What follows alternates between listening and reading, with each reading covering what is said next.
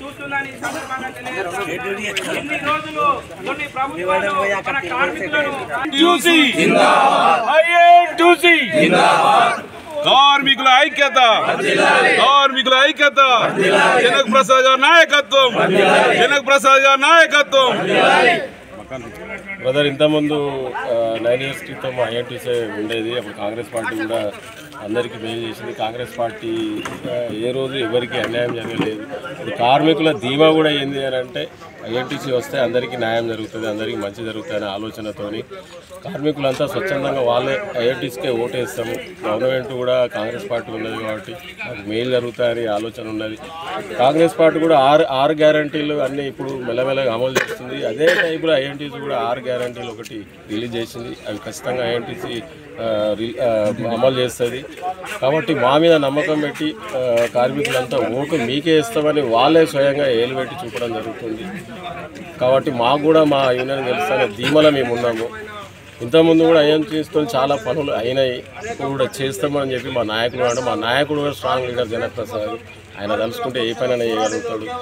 రేవంత్ రెడ్డి కూడా అదే విధంగా ఉన్నాడు. కాబట్టి మేము ఖచ్చితంగా గెలుస్తామనే ధీమలో ఉన్నాం.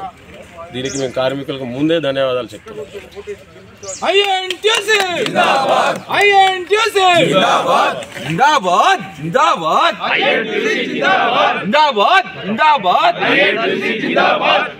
సింగరేణిలో 7వ దఫా ఎన్నికలు, గుర్తింపు కార్మిక సంఘం ఎన్నికలు జరుగుతూ ఉన్నాయి.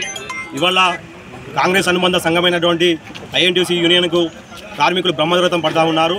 ఇవాళ ఏదైనా కూడా సింగరేణిలో సాధ్యం కావాలంటే అది ఐఎన్టీసీ రాష్ట్రంలో కాంగ్రెస్ ప్రభుత్వం అధికారంలో ఉంది కాబట్టి ఇవాళ డిపెండెంట్ ఉద్యోగాలు సరళీకృతం చేయాలని చెప్పి మంచి ఆలోచనతోని గౌరవ పెద్దలు రాష్ట్ర ముఖ్యమంత్రి రేవంత్ రెడ్డి గారు ఉన్నారు. ఇవాళ రాజ్ ఠాకూర్ మక్కన్ సింగ్ గారు కూడా ఇవాళ కార్మికుల ఆత్మగౌరవాన్ని నిలబెట్టినారు.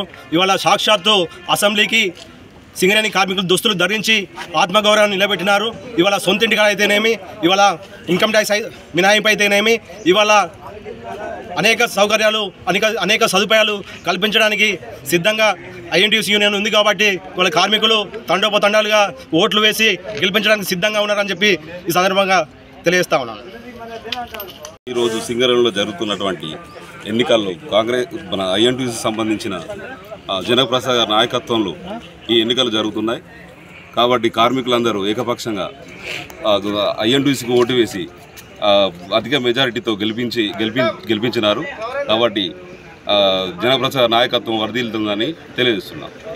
ఈరోజు సింగరేణిలో 11 ఏళ్ల నుండి జరుగుతున్నటువంటి ఎలక్షన్లో భాగంగా RG1 ఏరియాలో విజయకేతనం వేయడానికి ఐఎన్టీసీ ఇప్పటికే ఖరారైనట్టు తెలుస్తుంది. గతంలో ఉన్నటువంటి సంఘాలు అయితే ఏమైతే ఉన్నాయో వాళ్ళ ఫెయిల్యూర్స్ అందరికీ తెలిసిన విషయమే. అదేవిధంగా ఇంతకుముందు ఏదైతే మాతో పొట్టు పెట్టుకున్నటువంటి సంఘాలు, మా ద్వారా గెలిచిన సంఘాలు కూడా ఏ రకంగా విఫలమైనవో కారణం తెలిసిందే.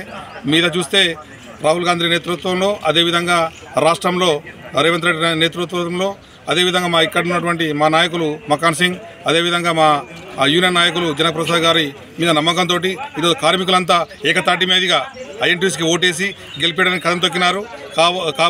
రాబోయే రోజులలో ఐఎన్టీసీ తోటే పని అవుతుంది, కార్యక్రమాల సంక్షేమాలు ఉంటాయి. అదేవిధంగా మేము పెట్టినటువంటి ఏదైతే మేనిఫెస్టోలో పెట్టినట్టు 6 గ్యారంటీలు ఏవైతున్నాయో అవి అయితే అని చెప్పేసి మా నాయకులు చీఫ్ మినిస్టర్ రేవంత్ రెడ్డి గారు హామీ ఇవ్వడం జరిగింది. కాబట్టి కార్మికులంతా కూడా దీన్ని గమనించి ఐఎన్టీసీ ఉంటే ఫలితాలు ఉంటాయి, గెలుపు దిశకపోతామని కార్మికులు భావించి ఓటు వేసినందుకు ముందుగానే కార్మికులందరికీ ధన్యవాదాలు తెలుపుతున్నాను.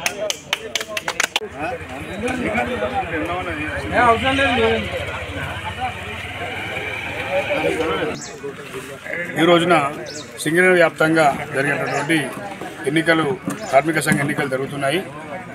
గత 11 వేజీ బోర్డు విప్పియడంలో భారతీయ మజ్దూర్ సంఘ్ చాలా కీలక పాత్ర వహించింది. భారతదేశ ప్రభుత్వాన్ని ఒప్పించి ఈ యొక్క మెరుగైన ఒప్పందం చేయడం జరిగింది. రాబోయే రోజుల్లో సొంతింటి కళ నిర్మాణం, అదేవిధంగా అనేక రకాల కార్మిక సమస్యల మీద ఈ యొక్క భారతీయ మజ్దూర్ సంఘ్ పనిచేస్తుంది.